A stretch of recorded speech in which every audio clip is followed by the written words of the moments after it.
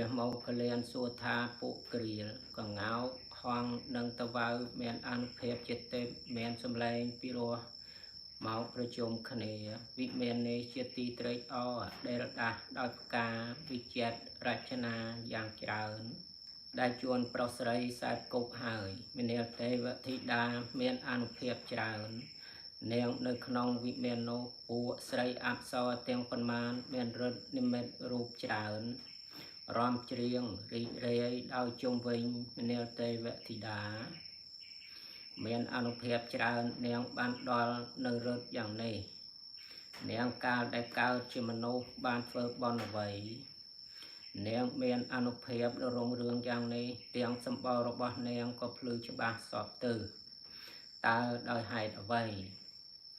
ទេវតានោះដែលព្រះមកកលៀនសួរហើយមានចិត្តត្រេកអរលុះព្រះមកកលៀនសួរប្រស្នាហើយក៏ដោះស្រាយនៅផលនៃកម្មនេះថា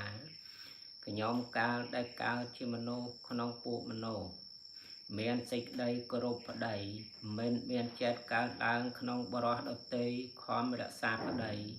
ដោយជាមេត្តារក្សាកូនខ្ញុំទុកណាជាមានសេចក្តីក្រោធក៏មិនពោលពេអាក្រក់ចំពោះប្តីខ្ញុំបានតាំងនៅក្នុងពាក្យសច្ចៈបានលះបង់ពាក្យកុហកជាអ្នកត្រេកអរក្នុងទានមានអត្តភាពសង្គ្រោះដោយសង្ឃវត្ថុទាំងឡាយមានចិត្តជ្រះថ្លាឲ្យបាយទឹកឲ្យយានដ៏ធំទូលាយដោយសេចក្តីគោរព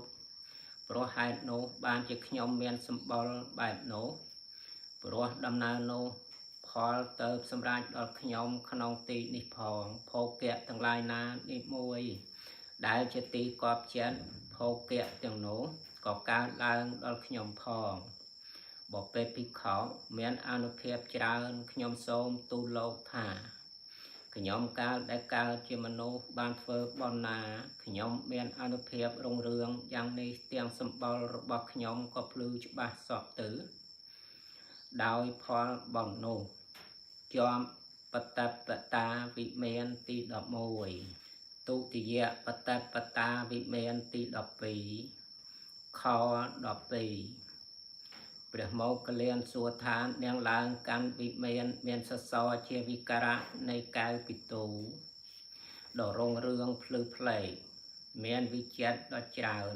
មនាលទេវធីតាមានអនុភាពច្រើននាងបាននៅក្នុងវិមាននោះ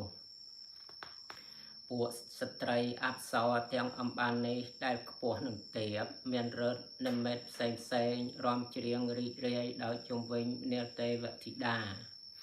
មានអនុភាពច្រើននាងបានដល់នៅរឹតនាងកាលដែលកើតជាមនុស្សបានធ្វើបុណ្យអ្វីនាងមានអនុភាពរុងរឿងយ៉ាងនេះទាំងសម្បុររបស់នាងក៏ភ្លឺច្បាស់សពទៅតើដោយហេតុអ្វីទេវតានោះដែលព្រះមកកលៀនសួរហើយមានចិត្តត្រេកអរលុះព្រះមកកលៀនសួរប្រស្នាហើយក៏ដោះស្រាយនៅផលនៃកម្មនេះថាខ្ញុំកាលដែលកើតជាមនុស្សក្នុងពួកមនុស្សជាឧបាសិការបស់ព្រះកោដមមានបញ្ញាចក្ខុវាចាបណតិបានវាចាអតិនេទានក្នុងលោកមិនផឹកទឹកស្រវឹងមិននិយាយកុហកជាអ្នកត្រេកអរនឹងប្តីរបស់ខ្លួនមានចិត្តជ្រះថ្លាបានឲ្យបាយទឹកឲ្យទានដ៏ធំទូលាយដោយសេចក្តីគោរពព្រោះហេតុនោះបានជាខ្ញុំមានសម្បុរបែបនោះព្រោះដំណើរនោះផលទៅសម្រាប់ដល់ខ្ញុំក្នុងទីនេះផងភោគៈទាំងឡាយណានេះមួយដែលជាទីកប់ចិត្តភោគៈទាំងនោះក៏កើតឡើងដល់ខ្ញុំផងបពេភិក្ខុមានអនុភាពច្រើនខ្ញុំសូមទូលលោកថាខ្ញុំកាលដែលកើតជាមនុស្សបានធ្វើបុណ្យណាខ្ញុំមានអនុភាពរុងរឿងយ៉ាងនេះទាំងសម្បុររបស់ខ្ញុំក៏ភ្លឺច្បាស់សពទៅដោយផលបុណ្យនោះជាប់ទុតិយបបតាវិមានទី12